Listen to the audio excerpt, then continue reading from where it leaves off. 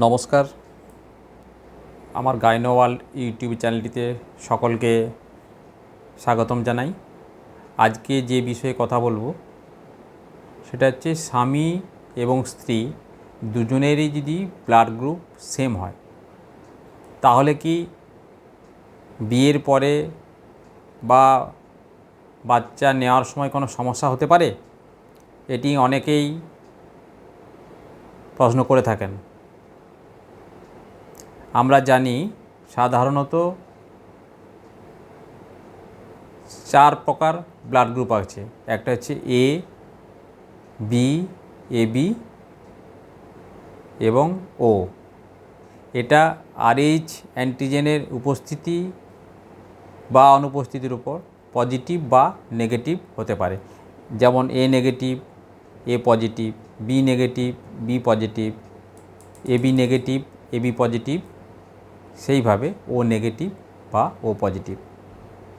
স্বামীর ধরুন এ প্লাস, স্ত্রীর এ প্লাস, কোনো সমস্যা নেই। সেই একইভাবে বি প্লাস বা এ বি প্লাস বা ও প্লাস বা নেগেটিভ স্বামী স্ত্রী দুজনেরই যদি সমান একই হয় ব্লাড গ্রুপ, কোনো সমস্যা হবে না। কিন্তু মায়ের যদি ব্লাড গ্রুপ নেগেটিভ হয়, স্ত্রীর ব্লাড গ্রুপ নেগেটিভ, স্বামীর ব্লাড গ্রুপ পজিটিভ, সেক্ষেত্রে সন্তান যখন আসবে তখন যদি সন্তান ভূমিষ্ঠ হওয়ার পরে যদি দেখা যায়, সন্তান জন্মানোর পরে যদি দেখা যায় ব্লাড গ্রুপ পজিটিভ, সেক্ষেত্রে পরবর্তী দ্বিতীয় প্রেগনেন্সি নেওয়ার সময় যাতে বাচ্চার কোনো সমস্যা না হয় সেক্ষেত্রে একটি ইঞ্জেকশান দেওয়া হয়, সেটা হচ্ছে অ্যান্টি-ডি ইমিউনোগ্লোবিউলিন।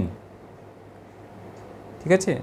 তাহলে এটা পরিষ্কার যে স্বামী এবং স্ত্রীর যদি ব্লাড গ্রুপ এক হয় তাতে কিন্তু কোনো অসুবিধা হবে না। বরং যদি কোনো সময় ব্লাড দেওয়ার প্রয়োজন হয় সেক্ষেত্রে একজন অপরকে সহজেই দিতে পারবেন। এইটুকু বরং বেনিফিট বলাই ভালো। নমস্কার, আজকে এই পর্যন্তই।